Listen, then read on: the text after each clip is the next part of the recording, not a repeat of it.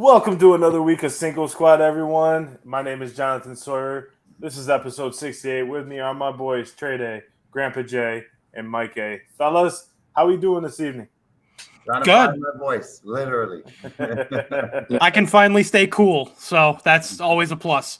Well, at least Who you can. like the other side of the pillow? When you find your voice, find the Yankees bats for us too. So Yeah. If there's like a bag somewhere that has your voice, the Yankees bats, I don't know, a Ranger Stanley Cup, maybe if you can manage to pull that out of the bottom, that'd be great. I have a new AC unit, so that's always nice. I'm not sweating. That's always great. I'd be miserable in your situation. Oh my god. I was getting there. I was starting to really like pester the office of my apartment place. Like, hey, you said a week ago that you were going to replace this AC unit. Where is it? Like, because it's 81 in my apartment right now. Like, I remember one time when Trey and I were living together, he's like, "Bro, don't come to me with all like it's too hot shit." He's like, I won't care." Yeah, I don't think that coach. But glad you got your AC back. We got baseball back. We got the Open Championship this weekend, the final major of the year. Mr. Novak is defeated in the Wimbledon tournament. Jamie, I wanted to get your take on that. What'd you think about that match? That was pretty sweet. I mean, that went on for like 6 hours. Yeah, it went on for a while. I caught the back end of it because I was at the pool all morning. So I got back to my buddy's place because we had checked out. And I'm like, you guys don't have cable? He's like, bro, it's 2023. I'm like, well, you have to have something I can sign into. So I just messed around the TV, signed into this Wi-Fi account. I didn't even know because they were at this Airbnb. And it's YouTube TV. And lo and behold, I caught like the last 3 or 4 games, which are highly entertaining. I think a lot of people are quick to assume that the baton has been passed on.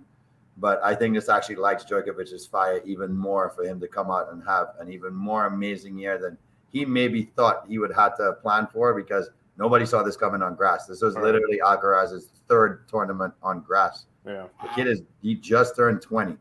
So, and he was a clay and hardcore specialist coming into this point of his career.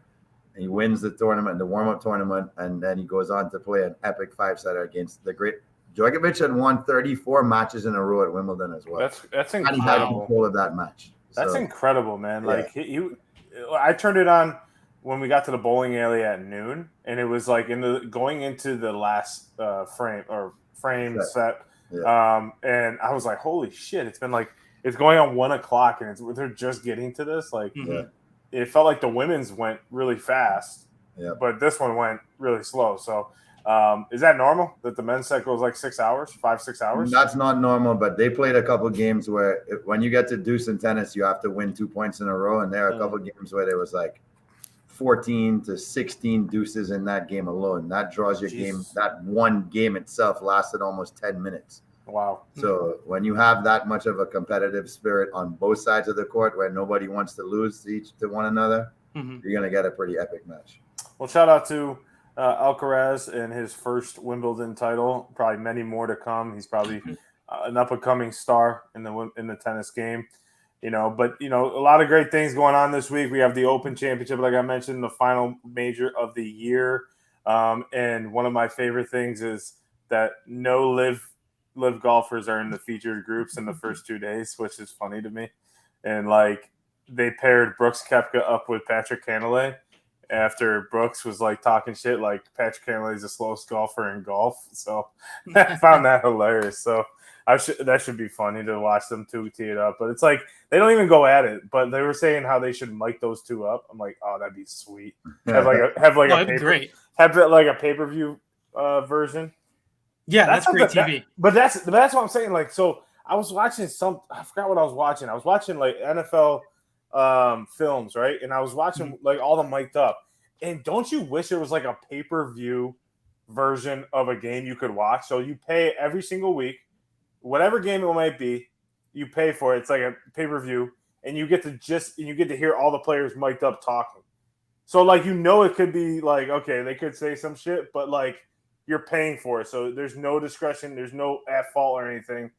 Wouldn't that be like an awesome way to watch the game? Yeah. To watch hear the trash talking back and forth. That'd be some sweet ass shit. I think the game's it's going that way, right? Like Peyton and Eli have started a new trend of how to watch a football game. You know, I think Pat McAfee did it as well. But I meant like the players inside the game. No, I see what you're saying, but I think what they're doing is they're sort of warming up the audience to see, would you rather hear it from a whole different perspective than from the booth, you know? And I feel people are now showing that numbers are kind of swaying that way. So I feel if they find that marriage between, you know, Peyton or whoever saying, hey, let's go on the field for the next drive. And you're not just mic'd up one way, you're mic'd up both ways. So you have a defensive and offensive player. That would be pretty sick. But like one way that I noticed it was in the All-Star game. So like the announcers were talking to the players while they're playing. I love that. But like to Trey's point earlier in like about a few episodes ago, there's a lot of downtime in football. It'd be awesome to hear about like, you know, having like, let's just say, I don't know, when he was playing in his prime, Richard Sherman talking. It's just like, yo, Rich, what are you going to run out? I'm going to knock this motherfucker out. I swear to God I am. You know, so it'd be like funny because they're so much more animated. It'd be so funny to be like, all right, fuck you, Tony. I gotta go, man. It's like, well, they're doing that in golf now, aren't they? I've seen them. They do it with the AirPods. So they pick a player per round or whatnot for like one of the days, and like they give them an AirPod, and the guy puts the AirPod in, and they walk a hole with them, like so pretty much, you know, are with them the whole time. Obviously, they don't do it while he's shooting it, right? But you know, I think that's a pretty cool way. Like it gets fans engaged, and I feel like they're gonna it's going to be enticing. Like for baseball's perspective, we were talking about this last show, to get more viewership.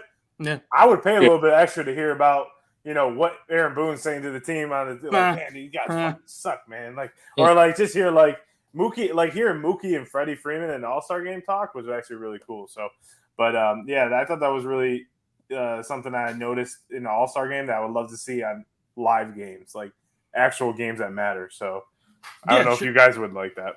Yes, no. I mean, I was going to say it goes back to what we were saying last week, where across all sports, the trend now is we want to see the personalities of the players and the coaches and I don't want to say get to know them, because obviously it's not going to be like personal, but like hear what their thought process is, like the trash talking and the not trash talking, just like because you see all of the I don't know if you guys have ever seen the clip of Andrew Luck on the field mics whenever he gets sacked. Yeah, he's like polite. He's like polite. He's like tapping him on the helmet. Yeah, good hit.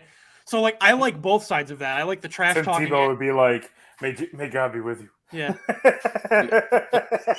But I heard some players say like that used to throw them off because they're trying to kill Andrew Luck, and he gets up. He's like, "Nice job, buddy." He's the nicest. Like, he's the best with them mentally. Yeah. Could you imagine some of these players though? Like some of these like raw guys that are just like don't give a shit. Like I don't even know. I can't even think of a player off the top of my head. Yeah, you can. Who's your favorite Eagles player? That's the one I was thinking of. Brian Dawkins. Oh, Brian Dawkins. Yeah. Brian Dawkins would be so sick. Him and Ray Lewis. Him and what's his name? Takeo Spikes. Oh yeah. Had a conversation. He goes, "I'm gonna end this guy's career," and he's like, "What?" He's like, Spikes. He goes, "I'm gonna take his soul. I'm gonna take his soul." What does that mean? Like, and then he hit him. He was like, "Oh shit!" Like I would love to hear that. Like mic'd up. That would be like, I'd be like, "Oh my god, he's gonna take his soul." It'd be like a movie. An interesting one for me would be Troy Polamalu. Yes. Because I feel like he's like, I just want to hear him when he goes over the center. Like when he flies over the center. Yeah. But like Polamalu's personality is such the balance of like aggressive play and like the nicest person you could ever hear. So it's like he's like a monster until after the whistle, and then he's like, "Oh, good job, bud." Be funny as shit if you heard that when he's going over the pile. He's just like, "Wee, wee," as he's tackling the guy. Like specifically the famous story with Pat McAfee. The story with Pat McAfee would be the best. Bouncing into the C gap. Like, I ain't letting him score. Pat McAfee would be funny kicking the ball, but like, you can't touch this. Well, Mike, we're mic'd up here tonight. So tell me what is in your cup, because I know you were excited about telling me about. I can't wait for tonight's drink. What's in my cup? So, Mike, what is in your cup, Mikey? Mike. Yes. So I did say on the phone earlier today with John that I was very excited for tonight because we have the return of not only an actual cup, or in this case, a glass, but we have the return of a concoction that is usually ask for. The guys ask me for, oh, do you have a concoction this week, a little mixture? And I do. It looks like orange soda, doesn't it? Orange soda. It does look like orange soda because it is orange soda. But in the orange soda is Crown Vanilla. So it's like an orange cream soda. Well, good? This looks like beer. And you know what it is? Beer. It's beer. It's a Heineken. That the green machine all the way. Cheers. What? Man. That's awesome. Yeah. That's dangerous and awesome. Yeah, it tastes like that. That sounds like you have like 4 or 5 of those, and then you're just like, oh yeah. Oh well, how much Crown did you put in there? Not as much as my cranberry, or well, no, it's not 75% Crown, but it's I'm trying to remember like when I poured it, like. Okay, that's a good. So like a shot. That's good. Yeah. Did I ever tell you guys about that? About Mike making Mikey a cranberry vodka? I slept well that night. I will say that. Yeah, I've heard it. You've heard it for a time, Jamie. Have you heard it? No.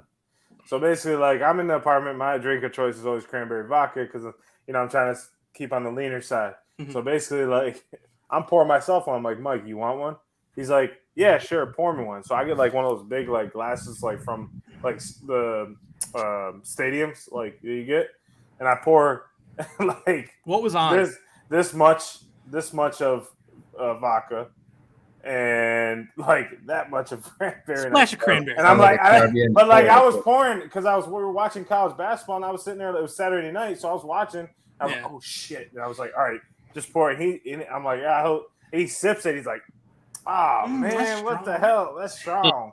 So, and I'm like, and then he drank the whole thing, but he was like, Mike, that's when you put it back in the mixer, add a little OJ to another spot, take it out. Let's do that again. We were broke college kids. You think we had a mixer? Yeah, it's called 2 plastic cups. You think we had 2 plastic cups? Shit, I'm over assuming, huh? Not even 2 red solos? Nope. Yeah. One. No, we have one. We have one red solo that we just wash and then. Yeah. No, listen, it was fine. I was fine while I was sitting there, but when it was time to go to bed, I stood up and I'm like, okay. That hit pretty hard. Yeah. I think I leaned into the wall halfway down the hallway. I'm like, okay. Deep breath. All right, into the room, and I literally like face planted onto my bed, and I woke up. Over exaggerated. You didn't see what happened when I went in my room. I shut the door. Dude, that was so strong. I was like, someone that didn't have a drop of alcohol before that. That's true. It was. Well, but Jamie, let's kick it over to you. How did you do last week in your bets of the week? Very close last week to a perfect week. Both baseball bets hit. The Djokovic and Alcaraz bets hit. And my boy Fleetwood went into the final round in the top group with Rory and fell apart. I thought I had it. I thought I predicted a winner as a golf individual in a tournament, which is unheard of. Plus 2,000. I thought it was going to come through. I was like, best week ever. But I was close. So we're going to go for a repeat this week. I'm taking it safe on the diamond. Here's what I'm going to do. I'm going to give you 4 teams at home who have pretty much close to their aces on the mount on Friday night. And I'll say it's a sure bet. So, excuse me 1 second there. So Miami has Braxton Garrett on the mount. They're playing the very, very woesome Colorado Rockies, who can't win a game on the road. I think that's an easy win for the Marlins. The Rays have my main man, Zach Eflin, who's not getting enough credit right now for the amazing job he's doing holding things together. And we got the Orioles, who, by the way, have jumped the Rays based on win percentage, who are now in first place in the AL East. So I think we reclaim first place by winning the series this weekend. So I take Zach Eflin Friday night, Rays over Orioles. And then your Yankees need a win. So desperately. You guys are playing Kansas City. You got Clark Schmidt on the mount. I like you guys to get a win. You're in desperate need of one. You will take that game at home. And I kind of love what's happening in Texas right now. Pitching matchup, you got Gonsolin against Heaney. I don't think that either of those guys are electric where the game is going to end up being a pitcher's match. So I don't know what it is right now, but I don't care what the runs is. Give me the over in the Rangers-Dodgers game on Friday night. So that leaves us with 1. And, John, I'm going to turn to you right now. What's up? Well, I want to go golf again. Mm-hmm. And we know the back-to-back is very rare. However, Rory does have the best odds to win the Open this week. Along with Rory, the best odds to win the Open are as follows. Here's the top 5 guys according to Vegas right now. So Rory at plus 750. We got Chef at plus 750, so they're kind of tied for best odds. Okay. Ram at plus 1200. Cameron Smith at plus 16. And your boy Brooks Koepka, at plus 18. My guy, Victor Hovland, is hovering there at plus 2,000. And your boy Ricky Fowler's right there too, plus 2,200 with Patrick Cantlay. And Tommy Fleetwood rounding out the top 10. Yeah. I want to risk it and say Rory's going to win back-to-back. I know it's rare, but he kind of has the secret recipe for winning on the golf course, the Royal Liverpool. I think it's the second time in 50 years the Open is being played there. Yeah. There's 3 guys in that list that are contenders every single tournament and major tournaments, the top tournaments on the FedEx Cup. And that's, Scotty Scheffler, Rory McIlroy, and Victor Hovland. Those 3 guys this year have been very hot. I would steer towards Rory because he's my favorite golfer, but I'm going to stick with Victor Hovland. I think he gets it done. He's from Norway. He's played European courses, knows how to play links courses, just like Rory does. But I think he gets it done this week, and he finally pulls off and finally gets over that hump because he's just been there every single major. So I say Victor Hovland. You're going Rory? John with the golf pick that I would trust his advice any day on. So our bets of the week. Once again, let's give you guys a little recap because I want to win y'all some money this week, ladies and gentlemen. According to our golf expert head, John says, take the European, take the Norwegian, Victor Hovey, Hove. He's going to pull off his first major at the Open. He knows how to play links courses. Trust the gut. Trust the European players. We got a winner at the Open, first-time majors. Then Friday night, we go to the Diamond. I'm taking all the home teams. All the home teams. Give me the Marlins over the Rockies, Rays over the Orioles, Yankees over the Royals. And even though I would like to say that I would take the Rangers over the Dodgers, I'd much rather say take the over of whatever runs they give you. Should be right about 8.5, I would think. Maybe even 9. Take that.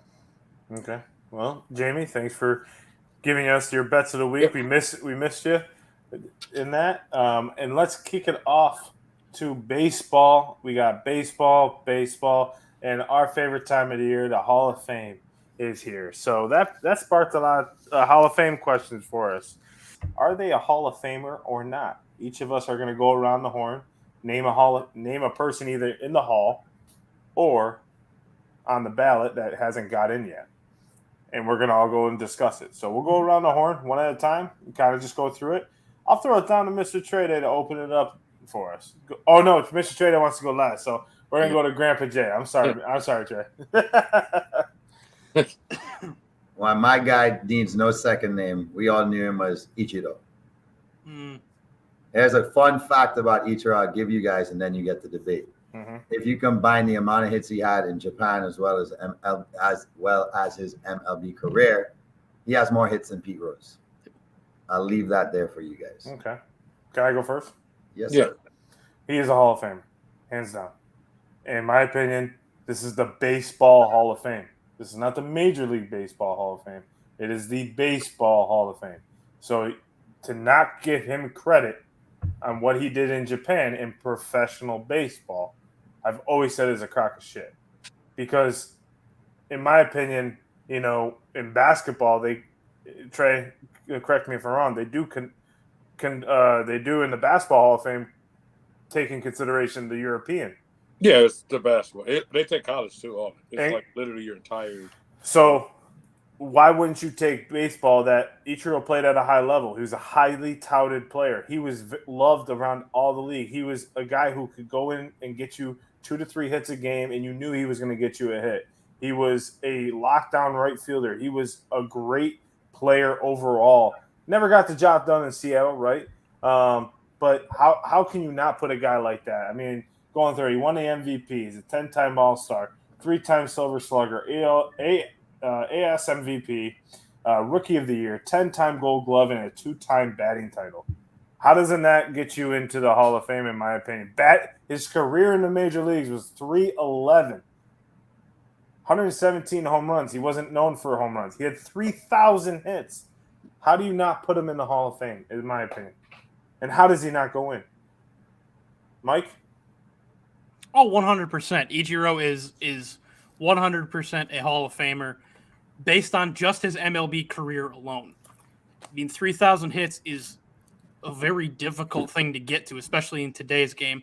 And he might be one of the best pure hitters we've ever seen as far as just consistently getting hits and getting clutch hits, being there when his team needs him. Good runner, good fielder, great arm, like all around great baseball player. And I know it's not taken into consideration entirely, but this is still the Baseball Writers of America, so it is partially. It's great ambassador for the game, a great person. Like, even if he didn't speak, English all the time, he did speak some, but, still you could tell that he just had respect for the game, for the league, for the teams, for everybody he played against, and it was great. I agree with you, John, in the sense that I think it would be awesome to see the Japanese stars, whether they played in the majors or not, get into the Baseball Hall of Fame. The only thing I see that really keeps that against, well, two things that keep them from doing that is A, the inductees are voted in by the Baseball Writers Association of America. So they're going to always pick American guys. And Japan does have their own Hall of Fame in the Tokyo Dome. Yeah. But so does like European sports. I mean, correct. I mean, each school has their own Hall of Fame, right? So, right. To one point, I'll let you finish out your point. Yeah. He opened the door for a lot of Japanese players to come over from there and be looked at. He opened the door for MLB scouts to see, okay, he's there. There's got to be more. So, in my opinion, he opened the door for that. And that was huge because look what we got. We got Hideki Matsui. We got Tanaka for the Yankees. We got Shohei Ohtani, probably one of the most generational players we've seen in a long time. Mm-hmm. Best players we've ever seen in a long time. Mm-hmm. So, it opened the door for a lot of players. I'll let you finish your point. Yeah, no, I agree with you there. And he's so far, and Ohtani, obviously, based on the trajectory he's at, has a great chance of surpassing him. But he is by far the most successful Japanese player we've seen in the major leagues. And so I just don't see how, again, even if you take away all of his Japanese numbers, he's still one of the top hitters in Major League history for certain guys, at least a decade less of an MLB career. And he still got 3,000 hits. So he's an incredible player and 100% first ballot.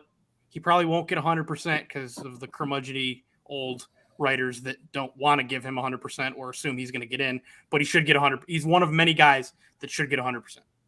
Trey? Yeah, it's time. I mean, he's not eligible until 2025, but once he's eligible, he'll get in. He deserves being, in my opinion. I think this is probably one of the most clear-cut people that I don't know. We'll see what else everybody has on their ballot for the game, but I think this is one of the most clear-cut people. I mean, he's a generational talent.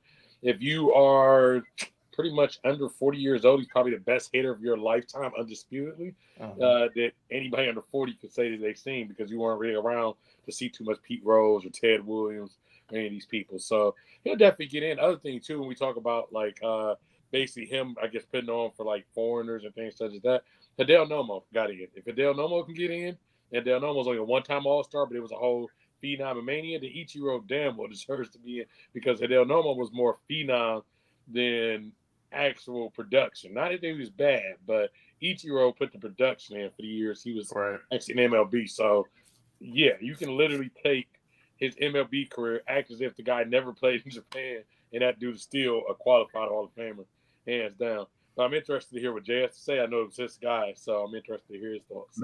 No doubt. I mean, I like what Mikey said about the fact that he was one of those standout players that I think, as good as he was on the field, his kindness and his character shone.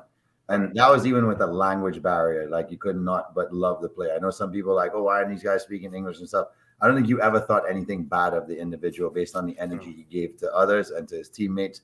He was one of the more, he exuberant, he exemplified, just what respect meant for the game of baseball. And he just lived that way. You could tell that he lived that sort of life as well. super exciting player on both ends with the bat in his hand and in the outfield. I mean, you're talking about 10 Gold Gloves, 10 seasons with 200 plus hits. I don't know if we're going to get a player like that anymore that has that consistency both ways, where you know for sure he's performing at a gold level. He's at a Gold Glove level when he's on the field, and when he's at the plate, he's one of the best in the league. So he was, Shohei now is showing his prowess as sort of that two-way player where he can win the game no matter where he is. Once again, who opened that door for him? Probably Ichiro. So maybe we have to give a lot more credit to him because of this generational, once in a really blue talent. Because who knows if we will ever witness someone again like Shohei Ohtani? I don't know if we will. Are we taking him for granted? We might 10 years from now, where we're like, nobody else is showing up to do this, or 20 years from now. But I think Ichiro is the reason we could thank for being spoiled enough to have someone like Ohtani to marvel at right now. I couldn't agree more with you on that one. And just opening up the door for a lot of Japanese players. And from what I'm told is it's not unheard of over in Japan to have a two-way player. Mm-hmm. It's not unheard of. And it's not unheard of in anywhere but Major League Baseball. So for me, it's kind of crazy. And I heard something that Jerry Seinfeld said, and it's like, he goes, DH is in baseball doesn't count, in my opinion. And he said, because I feel like the pitcher should hit. They come up all through minors, not minors, but all through high school and everything like that. And they hit. Why not a hit in the majors? So that's a topic for another day. Mike, let me hear what you got to say. Who's your player? So I was kind of going back and forth between two guys that both I think have interesting cases. Okay. But the one I kind of honed in on that I really want to hear you guys is a guy that has had a lot of success in his career, recent retiree, but ended his career in a bit of controversy that may mar his chances at the Hall of Fame, and that is one Carlos Beltran. Mm-hmm. That was going to be it, yeah. So let's start with Trey. That is a tight one. I'm probably going to lean to no. It's not because of the controversy. It's just I'm a very hard Hall of Fame critiquer. I'll say that in advance for any time we play this. I guess it's one of those things where I look at and can I tell a story of baseball without him? Yeah, I can tell it. Was he the guy for like a very, very long sustained time? I mean, yeah, he was the guy at certain points, but I don't look at him as this guy where like I'm trying to tell kids later, like, you don't understand. Look how this guy was when he played. We just talked about Ichiro. It's like I gotta go tell kids if I'm trying to explain to a kid baseball, I'm like, let me show you this guy's film. Beltran for me just isn't that first to mind type person. Mm-hmm. And it's not knocking his career. It's just for me, I don't know if the level is high enough to put in that Hall of Fame. I just don't expect to be walking through the Hall of Fame and I'm like, hey, there's Ted Williams. Hey, let me show you Derek Jeter. Oh, let me show you Carlos Beltran. I'm like, wait a minute, something doesn't belong here. So for me, very heck of a talent. For me, I wouldn't have him in the Hall of Fame. What do you think, John? Yeah, I'm agreeing with you. I don't think he's a Hall of Famer. In here, I'm going to kind of step into the controversy. He was part of that team that did cheat. He cheated the game. And I know that we're going to talk about this later, probably with one of mine or Trey's or anybody's, is steroids is not cheating, in my opinion. Banging on a trash can and telling your players how to read pitches and how to tell a hitter something, that's cheating. I don't care what you call it. Giving signals, having a buzzer, those type of things. That's cheating. He was the leader on that team, and he endorsed that. So that's one big reason he cheated the game that he so much played for, and he played the game the right way. But I also am in agreement with Trey in the sense of when I think of all-time great Mets, he's not even in a top 10, right? And if he was so great, why did he bounce around so much, in my opinion? If you're a great player, you sign with a team most of the time for a long time. Like we were just having this conversation before, Jamie, that most of these contracts now are 12, 13 years long.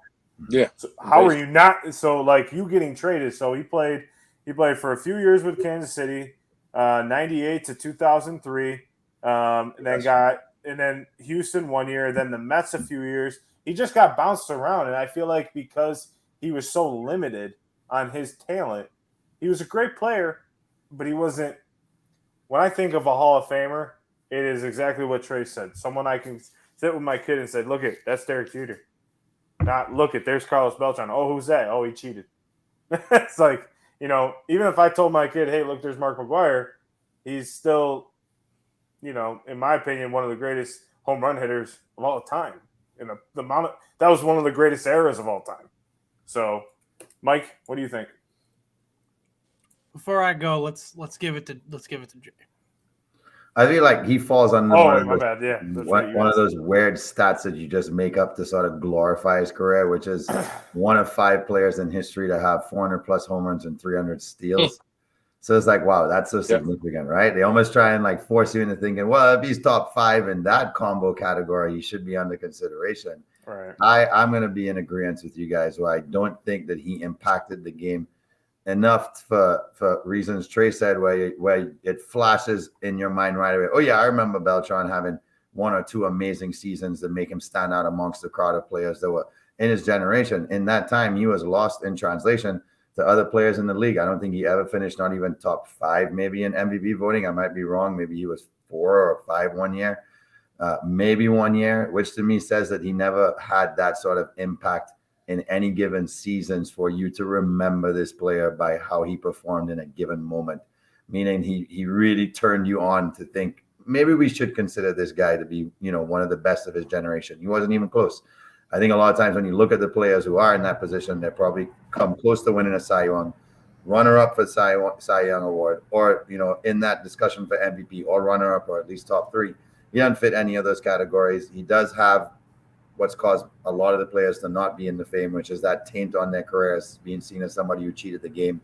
And if you're going to, Peter pays for Paul, if you're saying that one player can't get in because of that given reason, everybody falls under that category. Mm-hmm. I don't necessarily lean towards all players should be punished for what they did, and it's one umbrella. But like John said, if you're doing things intentionally to try and make the game easier for your teammates and you're not playing a fair game like everybody else, then you cheated the game for reasons that you just wanted to win a ring that desperately. It makes you look too desperate, and desperation to me is not anything that the Hall of Fame wants in there. So get out of here, Carlos. Yep. All right, Mike, take it home. Yes, he is. He's a Hall of Famer. Because he is one of the best postseason hitters in Major League history. Marred by the fact that he had some inconsistencies near the end, but in his young days to prime, he was one of the most consistent postseason hitters on some very bad teams. And I think for the point of why did he move around so much, that's why, because he was the best, one of, if not the best player on bad teams that wanted to get rid of their good players to try to rebuild. He was on a Kansas City team that wasn't a good team. He was on a Houston team that wasn't a good team. He was on a Mets team that it was essentially down to him, Reyes, or Wright. And the Mets decided that Reyes and Wright were franchise players. Beltran wasn't because he was older than them. So they got rid of him there. I would normally say that, yes, that whole cheating thing should ruin his Hall of Fame standing because he cheated the game. But the commissioner of baseball pardoned all players involved. And if you're going to do that, then you cannot punish them for it. Even though he came out 2 weeks ago and said I made a mistake? Yeah. He was given immunity by the league. I mean, not by his guilty conscience. That Houston team. Okay, he's not voting. That Houston team in the NLCS went all the way to the NLCS in 2004, and that was a pretty decent team. So that wasn't a terrible team. I'm saying overall, though, while I thought they lost in the NLDS. That Houston team. No, they went to the CS. They lost to St. Louis. When did they change over to the American League? 2012. 2008 or something like that. So so the only time he made it to the World Series, he batted 0, and then in the ALCS against the Yankees, he batted .83. The DS he batted 400 with 5 at bats. I mean, it goes back to our conversation earlier, though. Like, okay, he was a great hitter on terrible teams, but they weren't really terrible teams. I mean, he played for St. Louis. I mean, he played, for some. believe it was St. Louis, right? He played for St. Louis for some Mhm. time. That was where he found a lot of his postseason. That was really good teams. When you think about I'm saying clutch early, but I'm saying early in his career when he bounced around from Right, Kansas City to Houston to the Mets to the Giants to the But the Houston team was a good team. Like it was Once. a good team. once. But that was a good team that year. That you're saying Right, playoffs though. but You're I'm saying the whole. But you're saying postseason. No, I'm saying overall why he bounced around was because they Okay. weren't overall good teams while he was there. Yes, But that you're Houston also team was predicating good. your argument on his postseason play. Yeah, but so Mike, when you say so, if I say name clutch MLB hitters, he's one of the first people to come to your mind. I'm not disputing. I'm asking for this generation. Yes. Really? Good. Okay. Yes. I mean, yeah, it's for me. So then, do you? He wouldn't even. Do you come see into him my as mind. someone like a Kawhi Leonard that will never go down as a great regular season player, but he's obviously dominated a couple of playoffs to even in the NBA Finals where he was probably the most dominant player in the court. Similarity?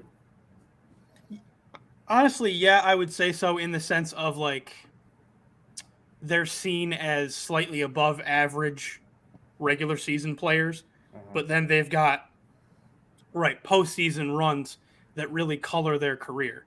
Okay. And I was just going off your point of you saying because he's one of the best postseason hitters of all time, and looking at it right now, I mean, he only had a couple of them that he batted. Yeah, I can give you that for the Houston one in 2004, but I can't give it to you for any other ones. 222, 296, 250, yeah, 444 in St. Louis in 2012, 300. Okay, yeah, good one. 222, 286, 294. I think I think it's average. I don't see that. And that's really good teams. Those are really good St. Louis teams. We got those are 3 really years. Yeah. We got 1 nay. So Carlos, you're out of here. John. Yeah. John, you're up. Right. If we were the no. voters. John, you're up at the plate. What you got for us? Well, let's see. I was between a few players. So going back and forth. I've been going back and forth, right? So I've been going through all these players and looking through the Hall of Fame. And this one is going to be a tough one. But Can I guess it? Yeah, go ahead. CC Sabathia. No. Okay. Keep that it is in the future. it is Andy Pettitte. Oh, one of my favorite Yankees, actually. It was A-Rod. And that's tough because a lot of this, but Andy Pettitte, number 46 for the New York Yankees. Mm-hmm. Trade it, Jamie. Let me hear it. What do you think? I mean, he almost just looked like what a Yankee should look like, right? Mm-hmm. Like every time I think of the Yankees, like Pettitte is definitely one of the people that come to mind. Got a great career. I mean, let's just look at it right now. By saying that Pettitte threw a lot of postseason innings, I think that's why you get the most argumentative sake for because he was on great championship teams. He had to be part of the staff to help them make those deep runs, but he can't get solo credit. I feel he was just part of a great staff. Yes. So I don't know if he stood out enough for me for Pettitte to be considered a Hall of Fame player. I think he was on the right team at the right time that made him a better player. Mm-hmm. I think his game was elevated by those around him. I think Joe Torre did him great as a manager in his prime to help him get through probably a point in his career where he may not have ever felt like he was the ace on staff, but he certainly felt like he was an integral part of them winning. I don't know. You guys tell me more as a Yankees fan if he was considered the ace on one given year or a couple years, because I know he probably did get the ball in game one a couple times. Yeah. But, for me, when I think about the Yankees' success, a lot of times it doesn't really predicate on their pitching. It predicates on who was the captain of the team, the bats that always came through, and, to me, it always went back to who could close the games for them. We all know who that is. So I would kind of be on the fence here. I don't want to say no, but if I had to vote this year, I would say no. If there were stronger people on the ballot that I favored over him, he wouldn't be one of my top choices. Okay. Mike? Yes. Andy Pettitte's a Hall of Famer. And it's not just because I'm a Yankee fan, like I think a lot of people out there, and possibly here. It can be. I mean, it can. I mean, it certainly helps. It's your damn vote. But no, and honestly, taking Yankee fan out of it, I do think Andy Pettitte's a Hall of Famer. He has 256 career wins, which in today's league especially is very difficult to do. You could think of, and I've been really surprised at seeing some numbers. There are some guys that you would expect would have like near 300 wins that don't even have 200 wins because of the period of time when they were like the best in the league. Like, I think Madison Bumgarner has less wins. I think there's a few guys. I think he's around. Is Kershaw around him? I think, but he has 256 wins, which is difficult to get. But it is, as Jay said, the postseason that puts him over the top, and it's not just because I agree that that whole Yankee team as a whole, the franchise during his time with the team was very successful as a team. But Andy Pettitte, by 3 on Verlander, has the most career postseason wins in MLB history. Because he pitched 276 innings. You still got to win the games. Mike, give me that many opportunities, I'm going to win some.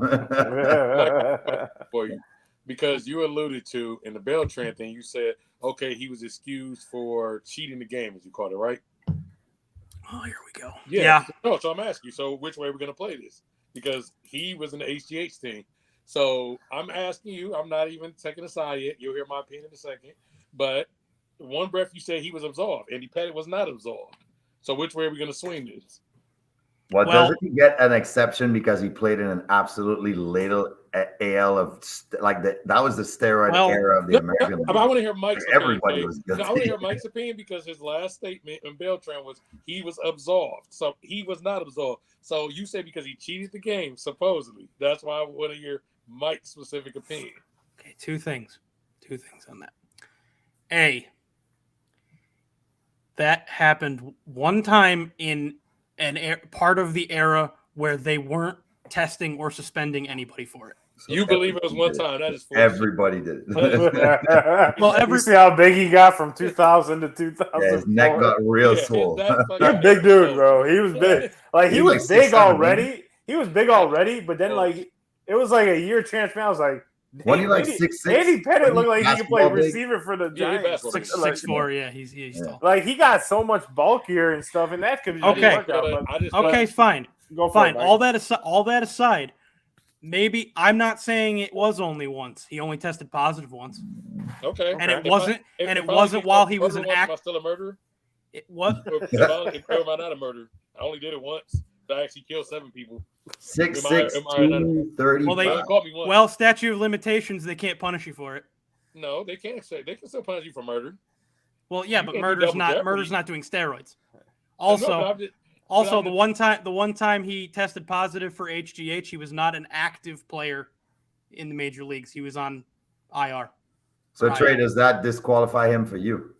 No, absolutely not. Because I would have put all the steroid people in Hall of Fame. So I was not disputing Mike for that. I'm saying I want people to be consistent. That's where I was going. Because Mike just gave me an inconsistent answer because he basically said, well, he was absolved. He was not absolved. Would I put him in the Hall of Fame? Yes, I put him in the Hall of Fame. Because I don't give a damn if he did HGH because everybody was on the shit. So I'm not docking him for that. The reason he's Hall of Famer for me is because as a person who grew up watching the then Cleveland Indians, I was terrified of that guy every year in the postseason. And that was a guy where when he did come out in the postseason, I was like, oh shit, fucking Pettitte's coming out tonight. Damn, I don't want to do this. And that ain't because it ain't got shit to do with HGH.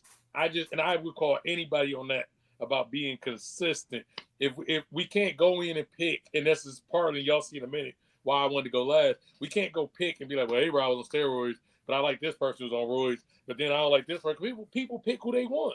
Somehow Andy Pettitte, because he's likable, they don't throw him in that boat. But then we all laugh at Rafael Palmeiro because he forgot to speak English up there on Capitol Hill. So we can't have this both ways. Like, we either going to let these cheaters cheat and do it. Beltran, I'm not even knocking him for cheating. The reason I didn't put him in was because I just didn't think he was fucking good enough. Yeah. Andy Pettitte, I do think was good enough. Partly for your Beltran thing, when you said postseason and clutchness, I do think of Andy Pettitte in that boat of, oh, shit, this dude's coming to the mound. Oh, damn, it's tight. But he did it way more years than the Beltran. Maybe because of the situation, as Jamie said, because he had more chances. But at the same time, I'm not going to knock him because he had more chances. I'm going to give him credit because there was more chances he could have failed. And he didn't field. I feel like he's the Robert Ory of baseball. To an extent, yeah. Consistently on a winner, yeah. Yeah, I can see that because he doesn't have. I think he's a 3-time All-Star. Some shit. He doesn't have a shit ton of All-Stars. He has 5 or 6 rings. So I can see that. 5 rings. 5 rings. Okay, yeah. But So had I 6, but Houston lost. Yeah, Jay's point to that. But yeah, I would put Pettit in the Hall of Fame, even though I fucked that guy still because he messed us some of my baseball nights. But yeah, he's going to Hall of Fame for me. Mike Mussina was my favorite pitcher. All right. So. I guess I got to give my to. Yeah. So this was tough. This is my guy growing up. It wasn't like I love the Rocket and the 1-2 tandem in between the Rocket and Andy Pettit. And Andy Pettit was the most consistent guy until Mike Mussina came in the clubhouse. And then then Moose came in and he was just rolling through. And there was 3 guys.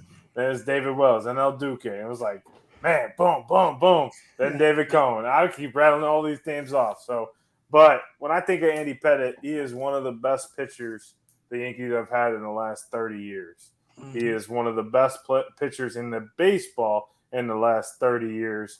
Probably top 25, I would put him in there. He was dominant. He was dominant in the playoffs. Yes, he had the HGH, but like I alluded to earlier, I don't believe that that's cheating. I believe that cheating the game is putting a buzzer on your chest, and anytime a fastball's coming, you can see it and whatnot from outfield. So that's cheating. I've never thought steroids were cheating, so I'm with you on Trey on that. I said that earlier. So absolutely, I would put him in because of his postseason statistics. And to the point of Beltran, I just don't think he's one of the top 25 hitters of the last 30 years, right? I don't even think he's top 50. So, like, when you look at Andy Pettit, he'd come out and he'd dip that hat here and he had his glove here. And I remember I used to always pitch like him. He have it here and all you see is eyes. And it's just, and he'd come up with that, 6'4" frame and just wham. And like how the Diamondbacks had Randy Johnson, we had Andy Pettit. Randy. I wish the Yankees had Randy Pettit and Randy Johnson and Randy Pettit and Andy Johnson. Randy Johnson in 01, but what can we do, right? But I think Andy Pettit's a Hall of Famer. I love that guy growing up. I thought he was a great pitcher, minus the HGH. I mean, he did get pretty fucking swole. Yeah, everybody in like a year span. I mean, they did. I mean, but like to the steroid point, I mean, steroid is enhancing yourself. Okay, so like in my opinion, if it's not legal in the country, then why should it be illegal in your sport? But it was. It was not. It was. It was not. It was. It was not. Why do you think who Bonds got it from was investigated by the FBI? It's the manner of where it came from and how it was being distributed. The whole means of. I used to do projects on this, and it was not an illegal. I did projects on this for 10 years. So why did the FBI prosecute them then? I don't know. Bonds because it was illegal. It was not. And all those dudes. I'm telling you, I'll look up my reports. I'm gonna go find them. We'll talk about it on next week's show. We'll talk about it next week. But like, all right, so I'm gonna go with like I said, I'm gonna say yes, Hall of Famer. Cool. Jamie's the solo no, and then we wrap it up with Mr. Trey Day below. Okay, so as usual, I am off the board in a different way. So that's what I wanted to go last. I had 2 different options, but I know which option I'm taking based on how the discussion went. So, as we said, the Baseball Hall of Fame, this person is actually in the Hall of Fame. Keyword person is in the Hall of Fame. From 2017, there are 5 out of 9 people who have held this position who are in the Hall of Fame. Since we talk about steroids, we talk about steroid era, let's go straight to the top. Should Buzz Silly, in your opinion, be in the Hall of Fame? We'll kick it off with Jay. Well, these 2 Yankee fans up here, I know are going to say no. But when you're iconically known for the bloody sock, and then basically you become wait. Who is it? No, you're thinking Kurt Schilling. What did you say? Bud Silly. Bud Selig. I thought you said Kurt Schilling. I didn't hear who you said. Silly. No, the commissioner, Bud Selig, the commissioner. Well, thanks for opening that wound, Jamie. Appreciate it. Sorry, guys. I completely didn't hear what you said. I swore you said Kurt Schilling. I didn't That was great.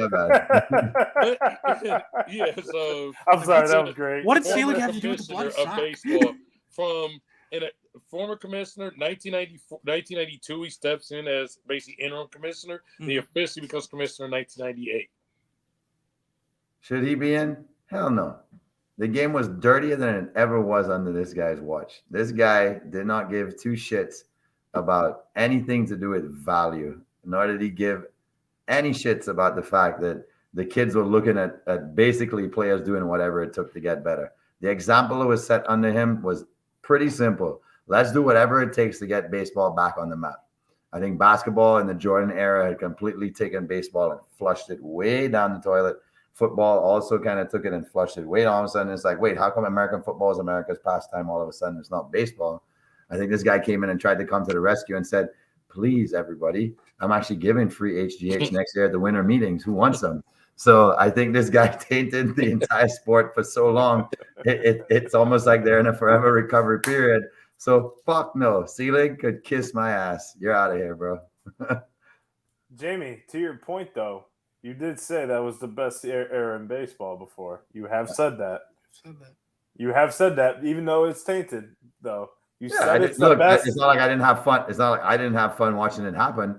I'm just saying that if I had a son who was like, Daddy, can I play baseball? I'm like, for what reasons? And he was like, I want to be like Sammy Sosa. I'd be like, nope, tennis racket. Go be like Serena. All right. So, Trey, who's next? Who do you want to hear from? Let's hear from Mike.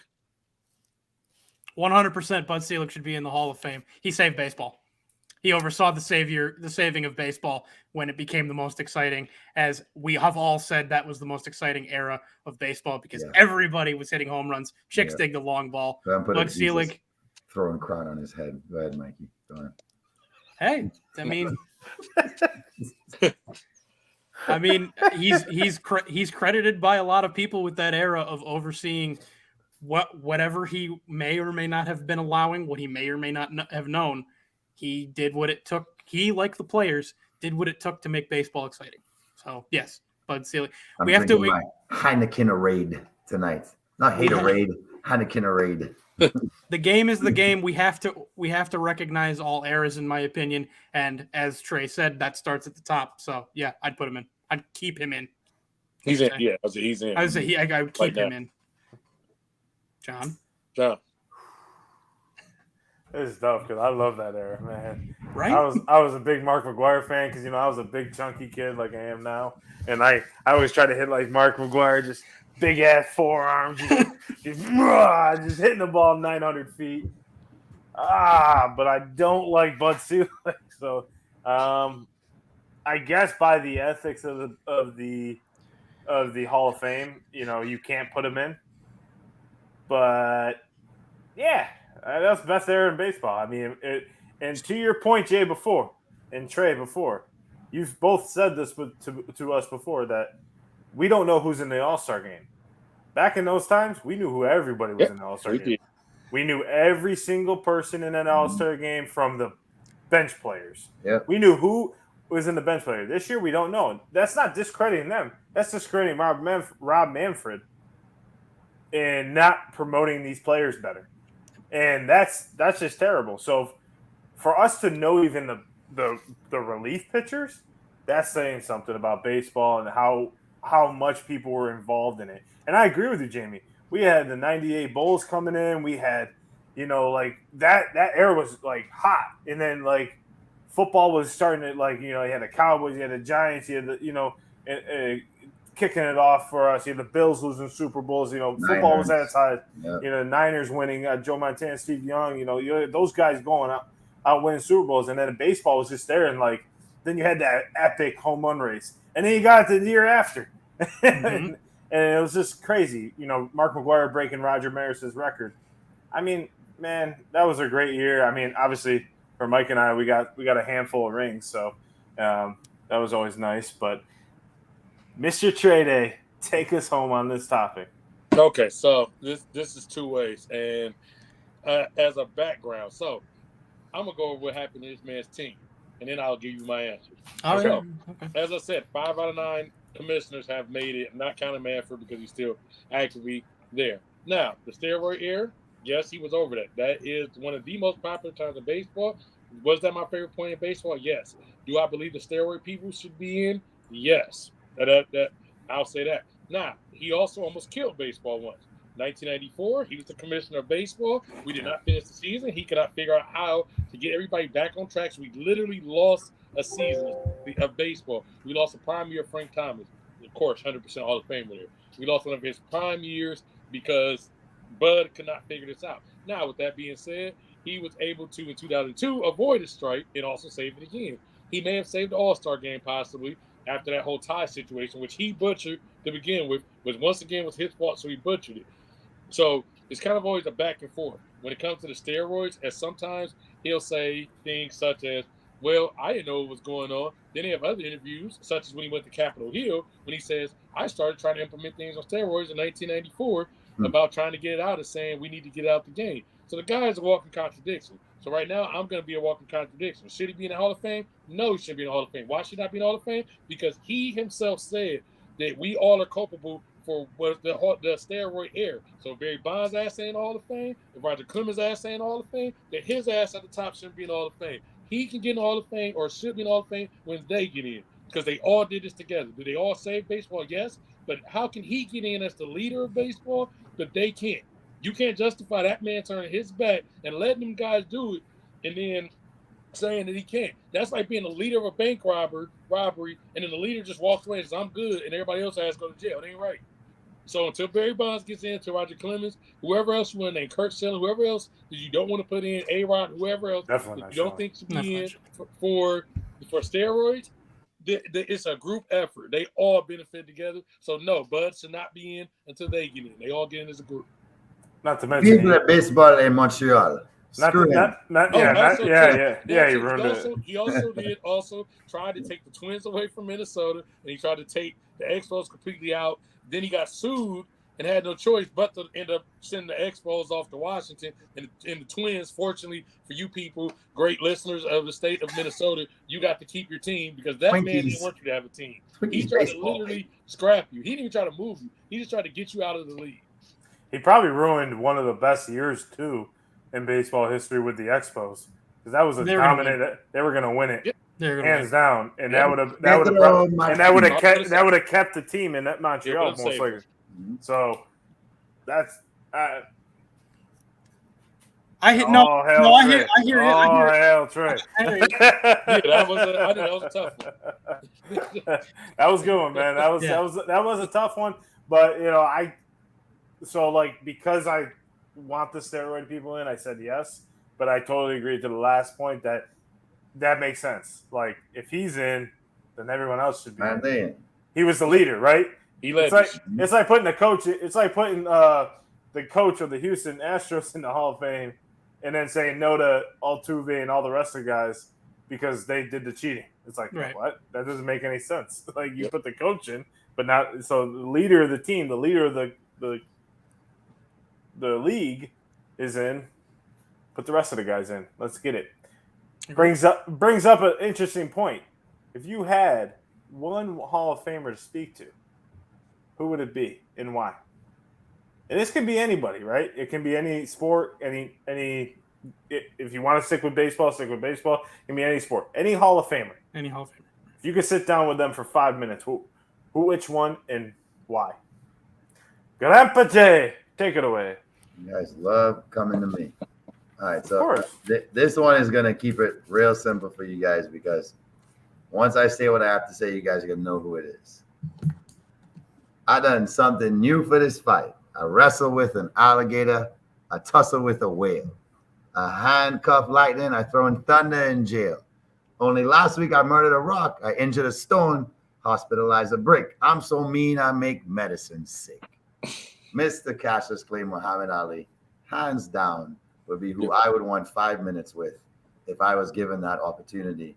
Just to talk about the life of Cassius Clay transforming into Muhammad Ali as one of the, if not the most polarizing person maybe in the history of humankind, far less as an athlete, for what he did for not just a movement of people standing up for what they thought was right, but what he did for the sport of boxing in general, of bringing families to a boxing arena or to boxing matches. Like he brought mom, kids, grandma, it didn't matter. Everybody wanted to be there and be a part of this energy that he brought to sports and just sports, not even just boxing.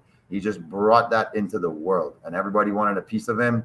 And to me, it's like I was totally fascinated with him from as young as I was introduced to him. I had posters all over my wall when I was in college of Muhammad Ali.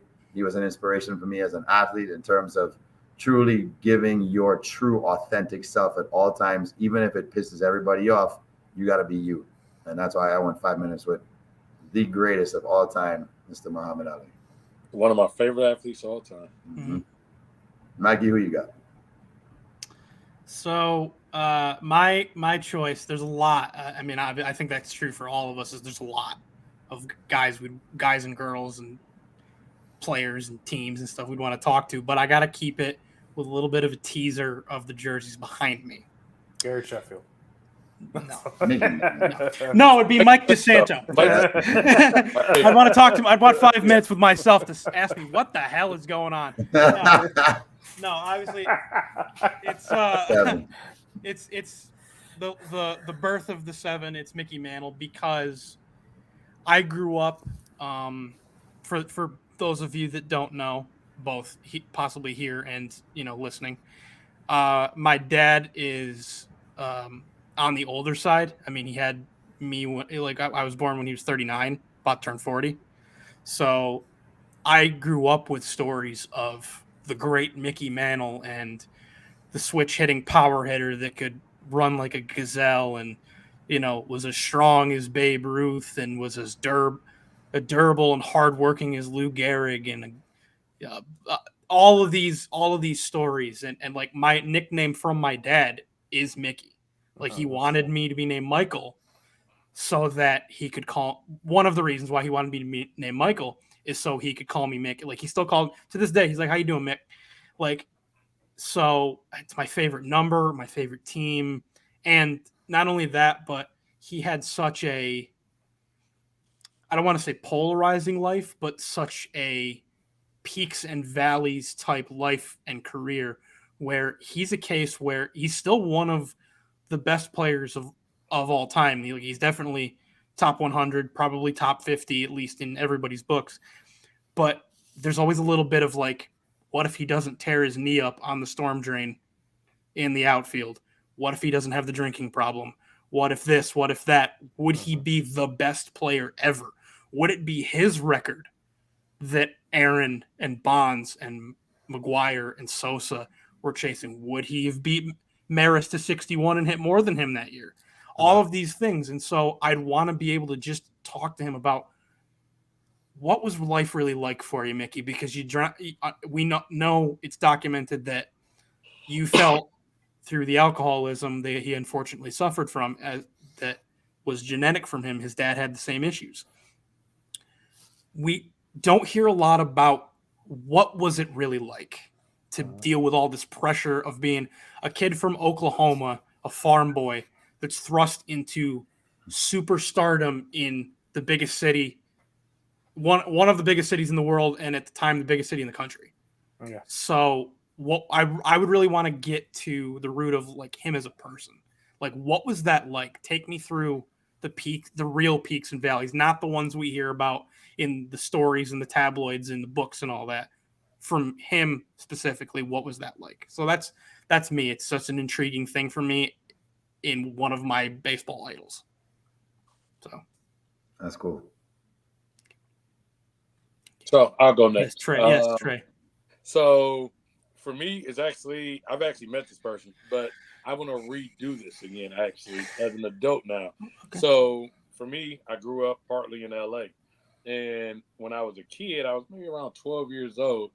I basically got a connect that basically hooked me up with a certain athlete that I actually got to meet, have dinner with, and got to hang out with basically for like an evening or whatnot. Because this athlete, he just always was in the community. He's basically everywhere. He has this, I would say, magical smile.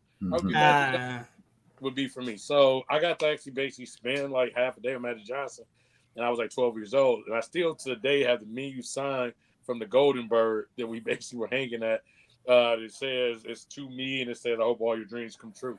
So I still actually have that like frame, that actual signed Magic Johnson autograph. But I love Magic because of the business acumen, because of that he's always just positive. Like everything he went through from going through HIV or anything like that, and just always keeping that positive mindset.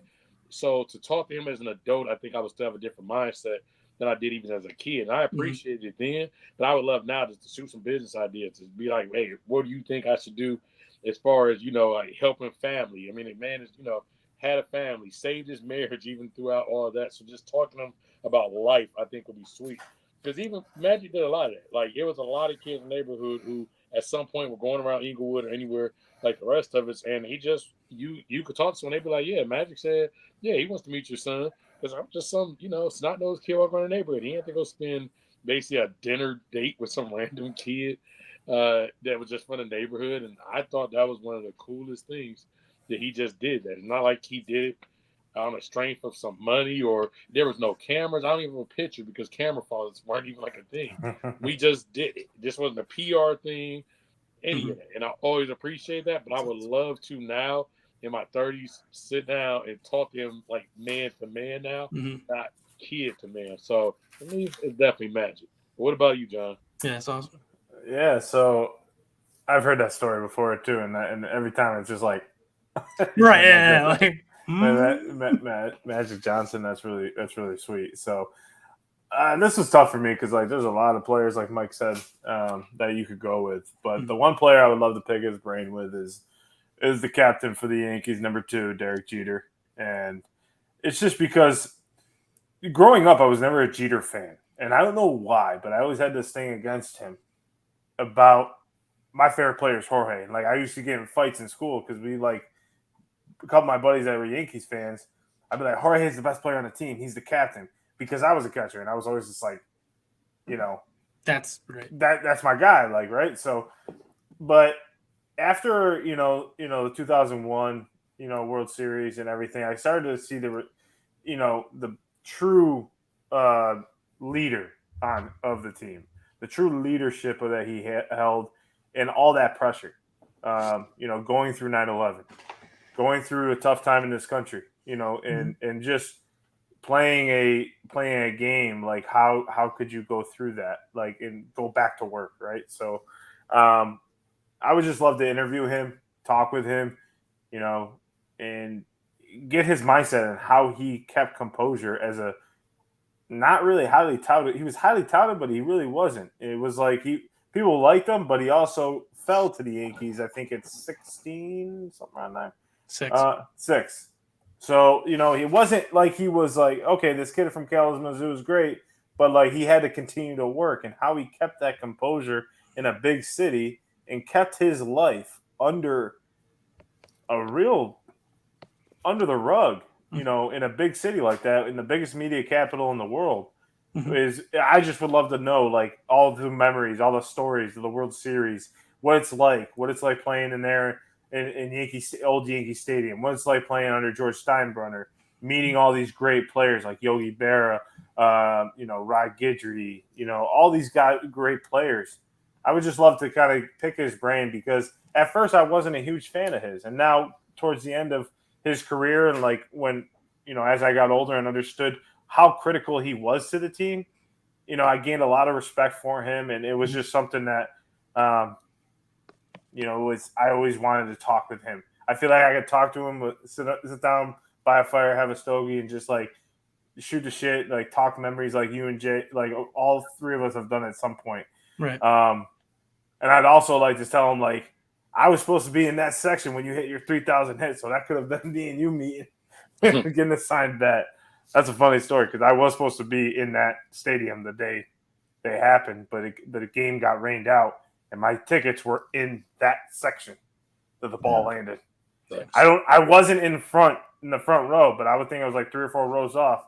But that's where our section was, and I was like, well, given that you would have got there, and one of your favorite players of all time was a catcher, you would appreciate for that moment one of Yogi Berra's famous quotes, which is, "The future ain't what it used to be."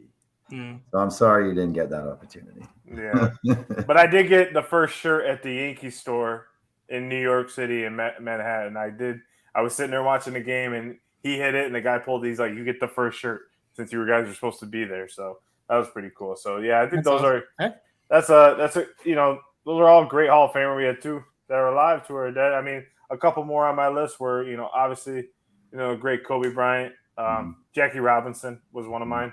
Of course, is a pillar in baseball history. Herb Brooks. Herb Brooks. Actually, my backup. So Herb Brooks. no, I said Ali was my backup. Actually. Oh, I thought you said Herb. I think you said Herb Brooks. I was like, wait, what? Yeah, if you had a feeling you might have gone there, Trey. So I didn't really have a backup plan, but if I had to if I had to just pull someone out of nowhere, I probably would have gone with Jerry Rice. Yeah, really like he was, to me, he's like the pro of every sport. Oh, of course, and still is. Yeah, and still is. Now he's acting fool and acting like a kid out there, but he's allowed to. But I think we should make our own special moments here tonight, fellas, because you know what time it is. Yes, sir. It's time for Stump the Squad. Yes, sir. Guys, thank you so much if you've gotten to this point in the show with us. Thank you for being here once again this week. This is our favorite time in the program where we get to stump the squad. We know everything in sports. We just make you feel like we don't, because we got to make you feel good about yourself. So we ask each other random sports questions from every era in sports, as far back as when the dinosaurs played football. So if you get it right, you get +2. If you get it wrong, you get -2. Person who gets the most points at the end of the game gets the rant of the week. Right here, you're looking at your defending champion. I have a feeling that Mike wants that back. So I'm going to let Mikey not go first. I'm going to let Trade Day take us away this week. Okay, so we went very heavy baseball today. We went very heavy Hall of Fame today. So we're going to stick with that theme. Yeah, so, of course, in baseball, at one point, there were 2 separate leagues. You have the AL and NL, but beyond that, you used to have, before Jackie Robinson integrated, you had what was called the Negro League. So we're going to take it there here. So, with the Negro League, there are 37 players that were actually inducted to the Hall of Fame that were Negro League players. Of these 4 people, 3 of the 4 are people that are in the Hall of Fame for baseball. Which one of these players from the Negro League did not make the MLB Hall of Fame as they started to induct Negro League baseball players? So we have James Cool Papa Bell, Joe Smokey Williams, Norman Turkey Stearns, or Jimmy Mouse McKenzie. Norman Turkey Stearns. Yeah, I was thinking that too, but I think it's the first one. What'd you say, Paul Bear or what? Yeah, so Pooh Bear? Pooh Bear. Undertaker's manager. Cool Papa Bell. So James Cool Papa Bell, Joe Smokey Williams, Norman Turkey Stearns, or Jimmy Mouse McKenzie. I'm going to go with James Cool Poo Burn or whatever, Papa Burn. Cool Papa What's his name? What's his nickname? James Cool Papa Bell. Cool Papa Bell. Hold on. Let Trey talk. What did he say? James Cool Papa Bell. Papa Bell. Like, why don't I say Papa Bear? Yeah, Paul Bear, like it's Undertaker. Oh, Jamie, I so much appreciate that you know who Paul Bear is. Yeah, of course.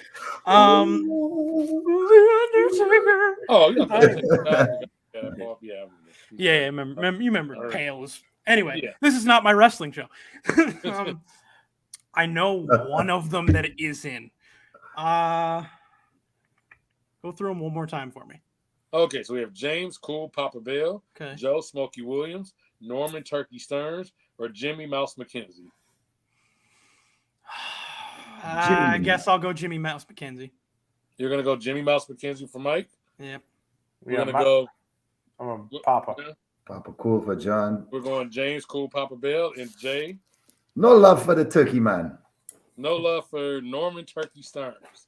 So today I have successfully stumped 2 out of 3 cast members. The cast member that I did not stump today was Mike. Oh. Damn it. I knew Cool Papa Bell was in. So did I. Cool Papa Bell. That name right there. Jimmy told me. Mouse McKenzie is not a real person. Everybody else are real people. Okay. Oh, Jimmy Mouse McKenzie isn't even real? No, he's not a real person. I made that Cool. name up, but it sounded like somebody that would exist in the air. 100%, I thought it was. As I'm going through the list, I'm like, man, these dudes have some badass nicknames. There's some dude They named do. Turkey. No. We got a guy named Smokey. We got a name named Cool Pop. I'm like, there's some badass names in there. So it was kind of cool to do that. And I just ended up making up the mouse guy. But other famous people, of course, Jackie Robinson actually only played a year there. Yep. And of course, probably most known would be Josh Gibson and Satchel Paige. Funny fun fact before I move on, Satchel Paige, of course, played almost 20 years in the Negro Leagues, comes to Major League Baseball, plays another 20 years, and retires at 59, 2 weeks before his 60th birthday. That's insane. It's fucking nuts. This man was That's almost 60 when he insane retired. to think of that career.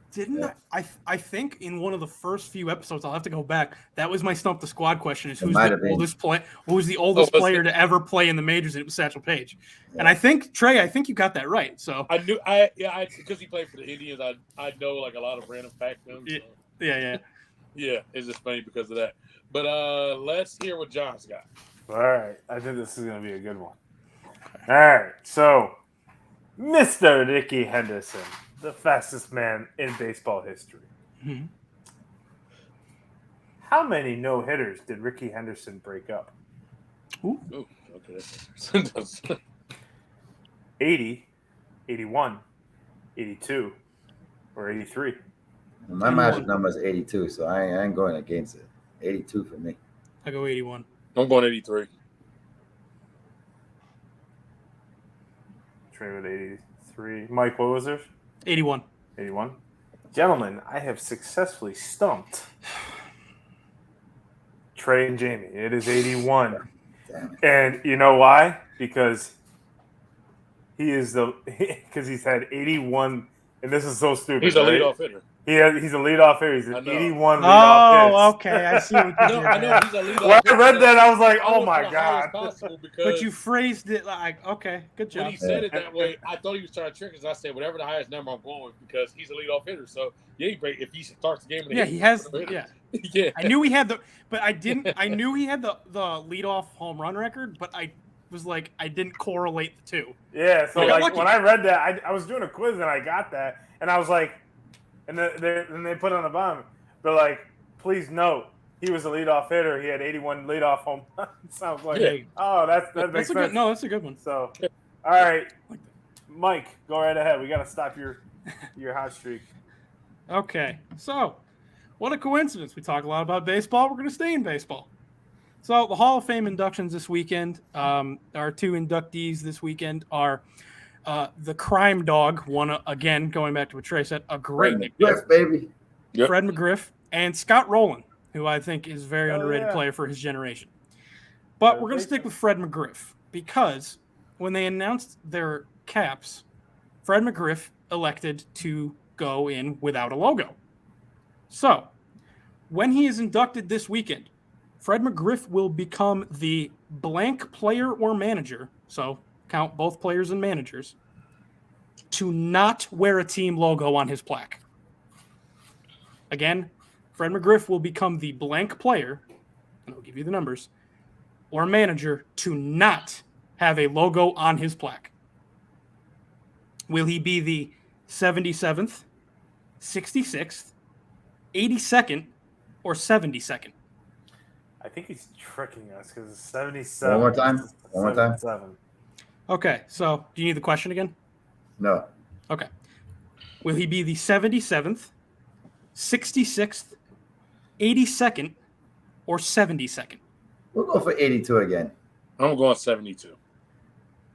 I'm going 70. Jesus Christ, Mike. What? Because he did the 7-7. I'm like, God damn. What have I done? I'm saying 66. Okay, so we've got 82nd for Jay, 72nd for Trey, and 66th for John. Mm-hmm. Locking those in? Yep. Are you all sure? Yep. Sure. Okay. I, too, have successfully stumped two of our cast members, as it were. Jamie. The one I have not stumped is John. It is 66th. Yeah. He will be the 66th person.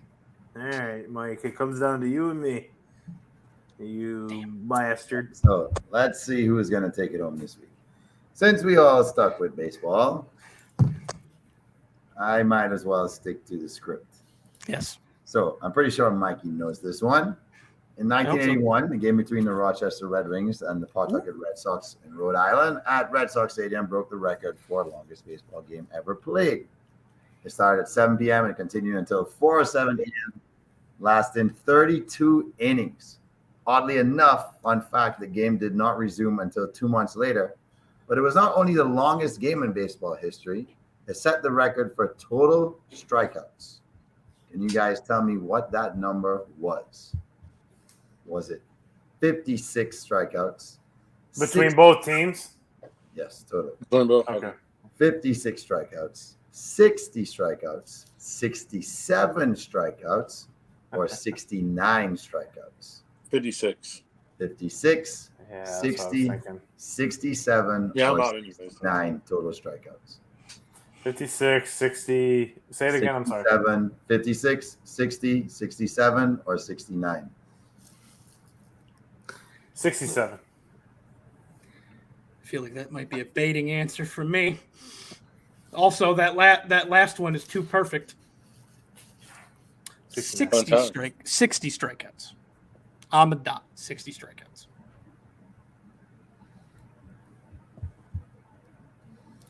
Trey, where you at?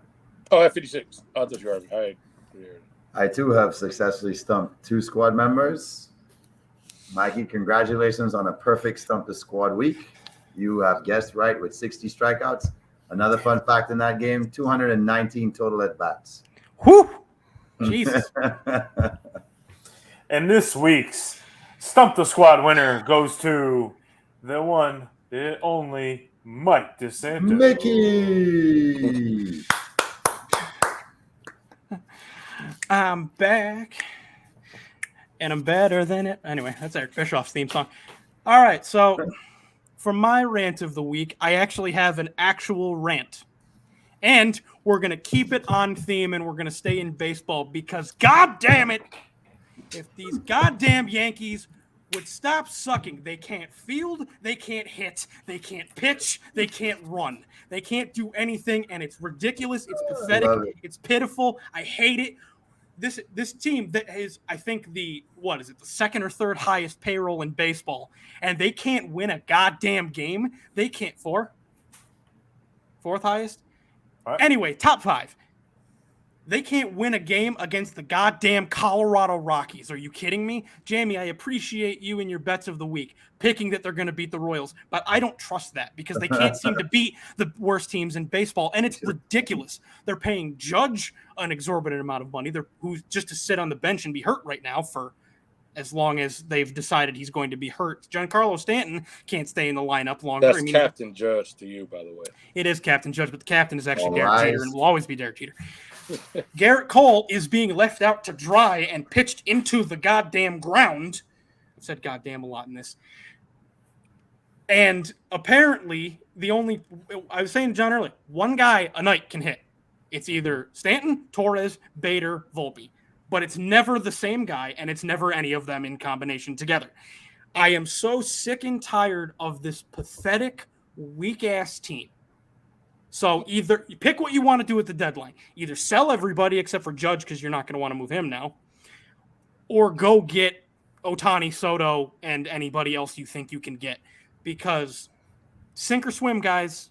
And by the way, I'm saying it now. If this team does not make the playoffs or does not at least make a deep a 6 to 7 game minimum ALCS run, I want Cashman fired and I want Boone fired. I want the slate wiped clean because I can't take this anymore. Okay? Yeah, Mikey. Okay. What a Woo! What a Get the fire extinguisher. I don't have a drink left to douse this. And that was Mikey's rant of the week. Actually, Yankees rant of the week, I should say. I think that stands for every Yankees fan. Mike, right, congratulations on your 100th victory. Oh, it was only 20. So we're not even 100 episodes. But yes. So Yankees need to pull their head out of their ass or they're not going anywhere. I don't have any faith in the team for this year. But any final thoughts as we go into episode 68, going into episode 69 next week? Any final thoughts, gentlemen? You heard mine. I'm burnt out. Messi has landed on U.S. shores, and all of a sudden, tickets to watch the Orlando City play Inter Milan are up to $235. Miami. Inter Miami, soccer boy. I said Inter Miami. You said Orlando. Said Inter Milan. No, I said Inter Miami. You said Inter Milan. Sorry, Inter Miami. So fair enough. Keeping it on U.S. soil. Good luck watching Inter Miami play at the beginning of Messi's career, because you better be paying out the wazoo if you want to see that. Oddly enough, when they're not playing significant teams, the tickets go down to like $35 at some point when they play a nobody team in Miami. So I'll be visiting you in those nobody games, Sean. Then we'll go watch the great Lionel Messi. I'll watch as many games as I've watched right now. Don't forget Busquets. Busquets is here too. I'm good. I forgot about him already. So did I have a little Yeah, bit of seriously. I have a little bit of a rant. I just kind of want to say something to the NFL and pay the goddamn running backs and stop saying that they're useless, because the running back, we always say you have to have a balanced offense. And what is that balanced offense? A good running game and a good receiving game. And to not pay these running backs who take 30 to 40 to 50 snaps a game, and then you want them to go out into the flat and catch passes and do everything and then block for your precious quarterbacks and not pay them the money they want, that is horse shit. And that's bullshit in my mind. Saquon Barkley should be locked in right now with the Giants, not Daniel freaking Jones, who just proved himself barely this year. So that's bullshit in my opinion, that Saquon's not signed. He's a generational talent. He's a great player. He's a two-way player, and he's equal to Christian McCaffrey. So start paying the damn running backs and learn that they're the most important, one of the most important offensive players on that team next to the offensive line. The receivers aren't shit without those running backs. So, and the offensive line. So pay the running backs, get them signed, and they deserve their money. Mm-hmm. I want to apologize on behalf of the whole squad last week that none of us paid homage to maybe the greatest voice in sports, that being the original boomer, Mr. Chris Berman, who would say, pay the running backs and then run into the He just start making noise. Yeah, I got disappointed in myself after the show, even though I love Marv Albert. Chris Boomer's my guy. Boomer's my guy. Chris Berman might have been. Chris Berman is a childhood sportscaster. But yes, pay those running backs and pay us to broadcast these NFL games, because we'll do a goddamn good job, just like Pat McAfee. And we'll see you guys next week as we talk more sports, and more sports. We'll be back here next week, episode 69, Thursday at noon on YouTube and Facebook. See you next week, everyone. We'll talk to you later. Bye-bye.